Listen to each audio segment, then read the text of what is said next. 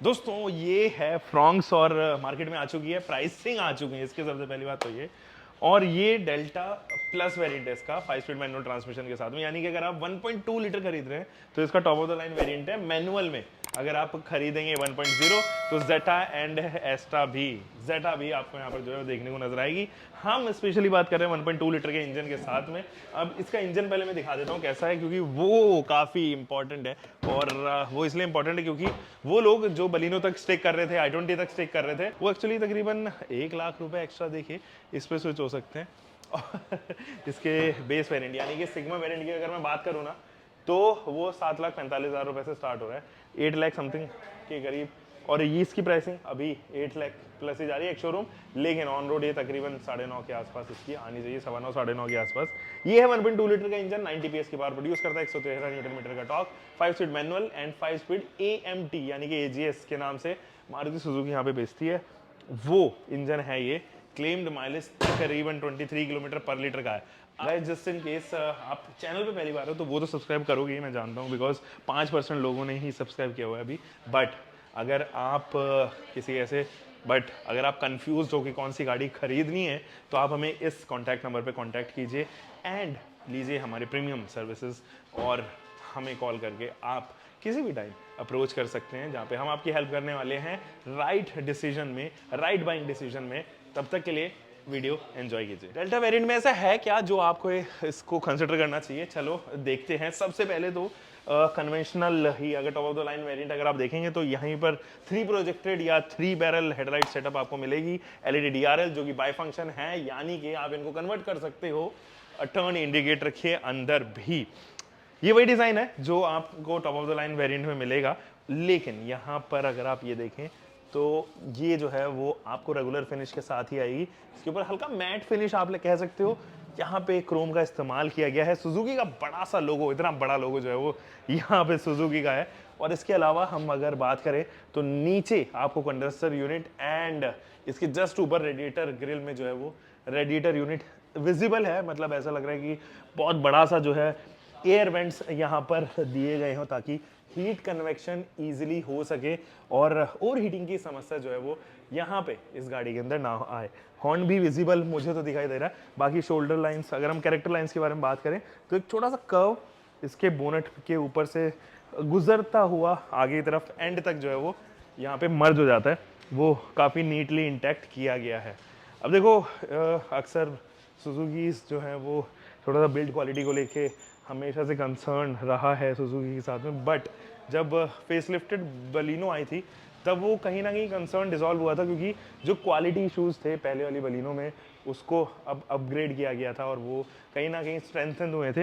And क्योंकि ये नए वाली बलिनो के ऊपर बेस्ड है तो आपको ज़्यादातर पार्ट जो हैं काफ़ी स्ट्रॉन्गर एंड पे नज़र आएंगे, काफ़ी अच्छे रिजिड जो है वो नज़र आने वाले हैं। फिट एंड फिनिश की कोई प्रॉब्लम नहीं है, लेकिन रियर में एक जगह ज़रूर मैं आपका ध्यान आकर्षित करना चाहूँगा, वहाँ लेके चलूँगा। लेकिन उससे पहले अगर इस वाले पोर्शन से देखोगे तो ये रेगुलर 195 सेक्शन के टायर्स हैं, 16 इंचर्स हैं, Macpherson strut and torsion beam आपको यहाँ पे मिलेंगी।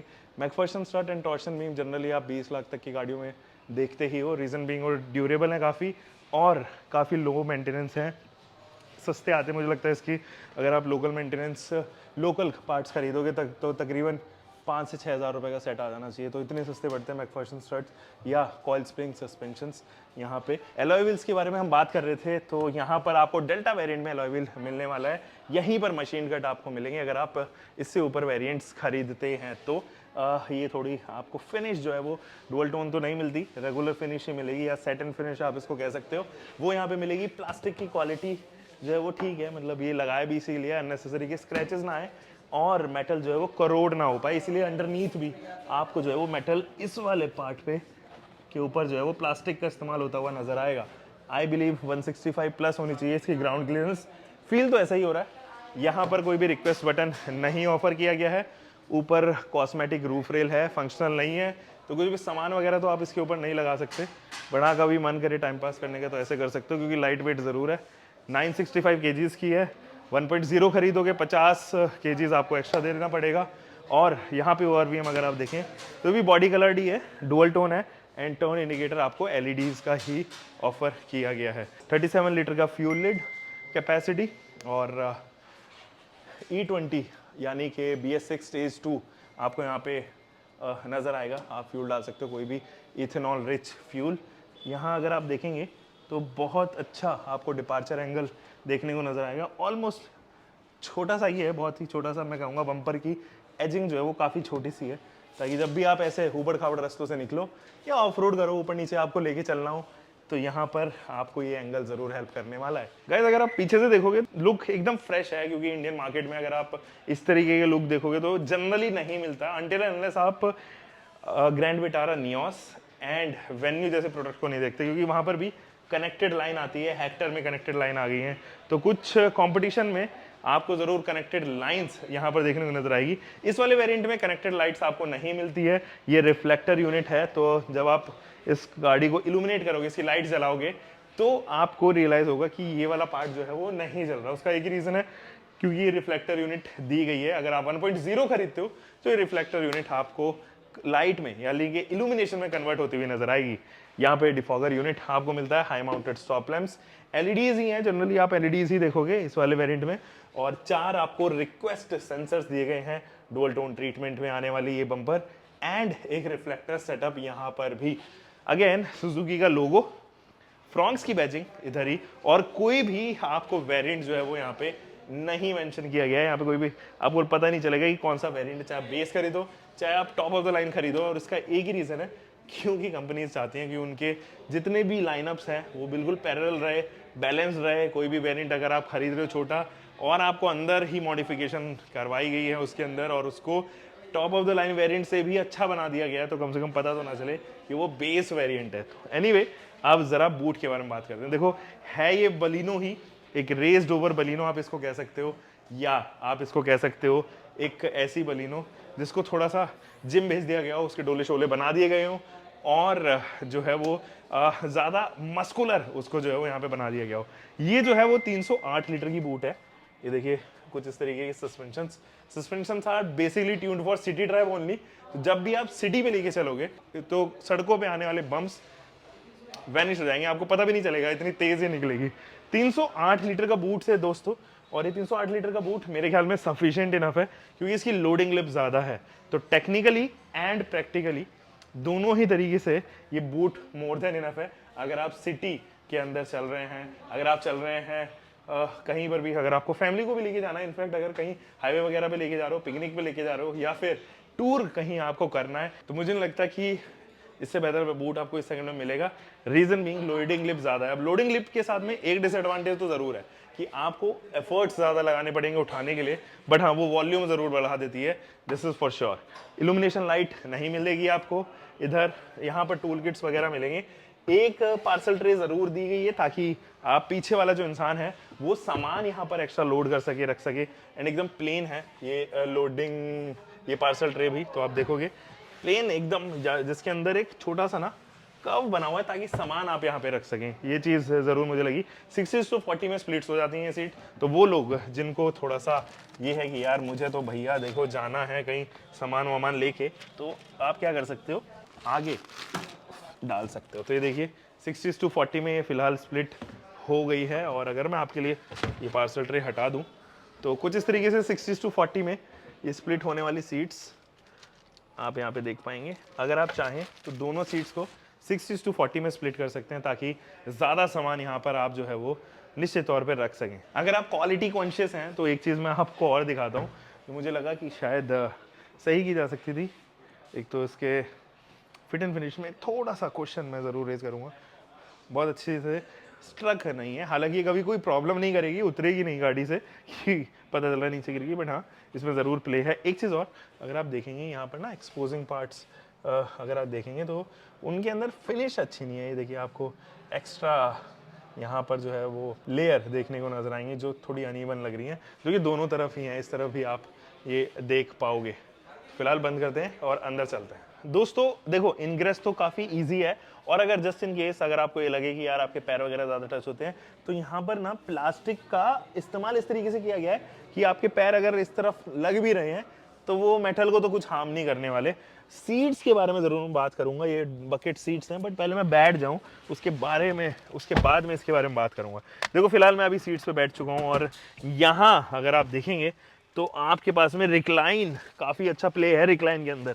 ये देखो, मतलब ऑलमोस्ट ये सीट ही बन जाएगी अगर आगे मैं खिसकाऊँ। ये देखिए, तो रिक्लाइन जो है वो रिस्ट्रिक्ट नहीं है किसी एक एंगल पे, दैट इज़ गुड। और ये टू एंड फ्रो मोशन भी अगर आप देखेंगे तो इसकी रेल जो है काफ़ी, मतलब काफ़ी इंडिपेंडेंट, काफ़ी आगे तक और पीछे तक मूव होती है। ये देखो, मेरी जो हाइट है 5 फुट 10 इंच की, उस हिसाब से इसका टॉप एंड यानी कि आगे का जो टॉप एंड है वो यहाँ तक आ रहा है और पीछे का डेड एंड यहाँ तक आ रहा है। तो काफ़ी amazing under thigh support, classy, superb job done by Maruti here. अगर आप इन सीट्स के बारे में बात करें तो हाइट एडजस्टमेंट के साथ में नहीं आता है सैडली, उसके लिए आपको 1.0 खरीदना पड़ेगा। बट हाँ, यहाँ पर आपको दिया गया है tilt steering, no telescopic for sure.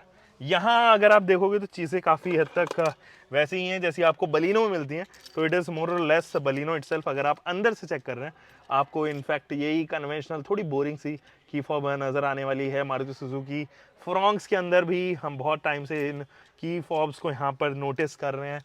Same design तकरीबन 10-12 सालों से मारुति सुजुकी को ये चेंज करना चाहिए। एनीवे, जैसे ही मैं इसको इल्यूमिनेट करता हूँ ना दोस्तों, तो यहाँ पर सारी चीज़ें लिट अप हो जाती हैं। बीच में MID दी गई है जो कि कलरफुल तो नहीं है, बट हाँ, आपको जनरली जितने भी इन्फॉर्मेशन चाहिए होते हैं वो सभी यहाँ पर देखने को नजर आएंगी। फ्यूल गॉज हो या आप यहाँ पर जो है वो टेम्परेचर गॉज देंगे, वो दोनों ही देखने को नजर आएंगी। साथ ही टेकोमीटर, स्पीडोमीटर और तमाम डैशबोर्ड सिंबल्स वो सभी इधर मेंशन्ड है। साथ ही आपके पास में 2 यहाँ पर बटन्स भी ऑफर किए गए हैं जिनके थ्रू आप इन MID को कंट्रोल कर सकते हैं। अब यहाँ पर तो कोई भी जो है वो आपको हैंडल बार देखने को नजर नहीं आएगा। इसके अंदर आते हैं डुअल एयरबैग्स, ये डेल्टा 1.2 है, इसके अंदर 6 एयरबैग्स नहीं आते हैं। 6 खरीदना है then you will have to shift to Zeta या फिर 1.0 वाला ही आपको खरीदना पड़ेगा। नो HUD, कोई भी HUD जो है वो हेड अप डिस्प्ले जिसको हम कहते हैं वो नहीं है। ये आपको जरूर अच्छा खासा इंफोटेनमेंट सिस्टम मिलता है जो एंड्रॉइड ऑटो एप्पल का कार प्ले के साथ में आता है। इनफैक्ट इसका जो टच रेस्पॉन्स है वो डिसेंट है, काफ़ी अच्छा मैं कहूँगा रेदर, वो मुझे लगा। सेटिन फिनिश आपको मिलती है, ट्रिपल टोन आपको यहाँ पे जो है वो इंटीरियर्स देखने को नजर आएंगे। इनफैक्ट अगर आप देखें तो यहाँ से आप ऑन एंड ऑफ भी इन बटन्स के थ्रू कर सकते हैं। ऑटोमेटिक क्लाइमेट कंट्रोल इसके बेस वेरिएंट से आता है, जैसे कि आपको बलिनो में भी ऑफर किया गया है। यहाँ पे 2 कप होल्डर्स, प्रैक्टिकलिटी के लिए काफ़ी सारी spaces. No armrest, I am very sad कि आर्मरेस्ट एटलीस्ट नहीं दिया गया है। बॉटल होल्डर्स वगैरह और वो तमाम स्विचेस जो विंडो के कंट्रोल्स में आपको मदद करने वाले हैं वो ज़रूर मिलेंगे यहाँ पे। 1 टच डाउन है एंड 1 टच अप है, बट ये केवल और केवल ड्राइवर साइड ही है, पैसेंजर साइड नहीं मिलेगा आपको 1 touch down and 1 touch up. IRVM आपको डे नाइट मिलेगा, but there is a twist, ये मैनुअल है, जर्क्स थोड़े से ज्यादा है इसके अंदर, स्मूथ नहीं है जिसको मैं कह सकता हूँ। चलो सेफ्टी के बारे में बात करते हैं। इस वेरिएंट में आपको मिलेंगे dual air bag, electronic stability control, hill hold assist, reverse parking sensors, 3 point seat belts, anti theft, isofix and rear का इनसाइड का IRVM भी ऑफर किया गया है। इंफोटेनमेंट में 4 स्पीकर्स एंड 2 ट्विटर्स के साथ में multi information gear shift indicator भी ऑफर किया गया है, जबकि इसके अंदर आता है electronically foldable ORVM, keyless entry, steering mounted controls, power windows rear and front के। एक्सटीरियर में भी आपको LED DRLs, headlamps, LED multi reflector, rear का wiper, roof and spoiler, skid plate, roof garnish, shark fin antenna and body coloured ORVMs मिलेंगे। Interiors भी dual tone है, premium fabric आपको मिलती है, फ्लैट बॉटम स्टीयरिंग व्हील मिलेगा and parcel tray भी offer की गई है। जबकि अगर हम कनेक्टिविटी के बारे में बात करें तो कनेक्टिविटी के अंदर कोई भी ऐसा यहाँ पर स्मार्ट फीचर्स नहीं आते हैं जो यहाँ पे कनेक्टेड फीचर्स को कहीं ना कहीं सोर्स करते हो, ऐसा कुछ नहीं है। आपको उसके लिए अगेन 1.0 लीटर का इंजन खरीदना पड़ेगा, उसके अपर वेरिएंट्स खरीदने पड़ेंगे जब आपको कनेक्टेड फीचर्स यहाँ पे मिलेंगे। चलिए रियर रो चेक करते हैं। दोस्तों अभी हम हैं सेकंड रो में और जब आप यहाँ पे बैठेंगे तो ये जो हेडरेस्ट है ये ज़रूर मेरे को यहाँ पे परेशान कर रहा है, तो मुझे ऊपर करना पड़ेगा। प्लस अगर आप यहाँ पे हेडरूम देख पाएँ तो वो बहुत ही एडिक्वेट ही है मेरी हाइट के हिसाब से। मेरे जो बाल हैं वो यहाँ पे ज़रूर थोड़े से रब कर रहे हैं।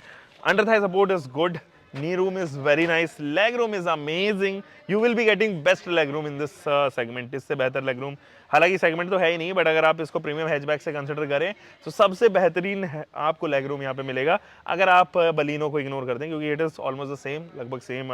यहाँ पर जो है वो व्हील बेस और डायमेंशंस वगैरह रहने वाले हैं। अब एक grab handle with coat hook और एक लाइट आपको यहाँ पे दी गई है जो कि आपको एक्चुअली रियर वाले लोगों के लिए यहाँ पे आप जो है वो देखो एक और हेडरेस्ट दिया गया है। अगर मैं बीच में बैठूं तो कुछ इस तरीके से आपको स्पेसिंग यहाँ पर देखने को नजर आएगी। अब ये वाला जो पोर्शन है ना, ये मुझे ज़रूर यहाँ पे परेशान कर रहा है, क्योंकि मेरी बॉडी जो है वो ओवरलैप कर जा रही है और ये इसके जो एजेस हैं वो ज़रूर मुझे थोड़ी देर के लिए परेशान कर रहे हैं। बट ठीक है, मुझे जो है वो अडेप्ट करना पड़ेगा अगर मैं बीच में बैठा हूँ। 3 लोग बैठ जाएंगे, बहुत कंफर्टेबली नहीं, लेकिन हाँ बहुत मुश्किल से भी नहीं बैठेंगे, बहुत मुश्किल भी नहीं आएगी। बॉडी तो ज़रूर रब करेगी यार, ये सब कॉम्पैक्ट 4 मीटर कार है, तो उस लिहाज से 3 लोग बैठ तो जाएंगे। रियर के एसी वेंट कुछ नहीं है, 12 वोल्ट का डीसी सप्लाई ज़रूर ऑफर किया गया है इस वेरिएंट में, और एक छोटा सा हम्प दिया गया है जो कि टनल हम्प बोला जाता है, बट क्योंकि ये फ्रंट व्हील ड्राइव है तो हम इसको कहेंगे कि एग्जॉस्ट हम्प ज़रूर यहाँ पर ऑफर किया गया है। और shoulder room is good, sufficient enough shoulder room आपको यहाँ पे मिलेगा, जैसे कि मैंने पहले भी बताया था। और रिक्लाइन एंगल इज़ गुड, जिसको आप चेंज भी कर सकते हैं अगर आप चाहो तो वो रिक्लाइन एंगल इज़ गुड, उसमें भी कोई समस्या नहीं है। So this is Maruti Suzuki Fronx, और ये जो है वो मेजरली कम्पीट करेगी काइगर जैसे गाड़ियों के साथ में या मैग्नाइट जैसी गाड़ियों के साथ में। अब इसको आप compact SUV, sub compact SUV की श्रेणी में तो नहीं डाल सकते, और जो कि मारुति सुजुकी क्लेम भी नहीं कर रहा है। लेकिन हाँ, ये कहीं ना कहीं एक रेस्ड ओवर हैचबैक है, जो कि जनरली इस सेगमेंट में आने वाली जितनी सब कॉम्पैक्ट एसयूवी हैं उनको रेस्ड ओवर हैचबैक के तौर पे ही बनाया गया है। अब ये कैसे डिफरेंट है बलिनो से, जैसे कि मैंने आपको बताया, थोड़ी सी देखने में ये ज़्यादा स्मार्ट लगेगी, इंटरेक्टिव आपको जो है वो इसके अंदर चीज़ें नज़र आने वाली हैं। इनफैक्ट वो लोग जो अभी यंग हैं, मिलेनियल्स हैं, उनको हिट करने के लिए मारुति सुजुकी ने एक नया मापदंड जो है वो यहाँ पे निकाल लिया है। 7,72,000 रुपये एक शोरूम आपको देने हैं अगर आप डेल्टा प्लस वेरिएंट खरीद रहे हो, और अगर आप मैनुअल खरीद रहे हो तकरीबन 50-55 हज़ार रुपये एक्स्ट्रा पे कीजिए और लेके आ जाइए इसकी AMT यूनिट, यानी कि 8,26,27,000 के करीब जो है वो यहाँ पे पड़ रहा है AGS यूनिट। हम मिलेंगे दोस्तों एक और नई वीडियो के साथ में। आप तब तक अपना ध्यान रखें, सुरक्षित चलें। Anil next time, bye, keep living car bike whatever vehicle you are having, drive safe guys.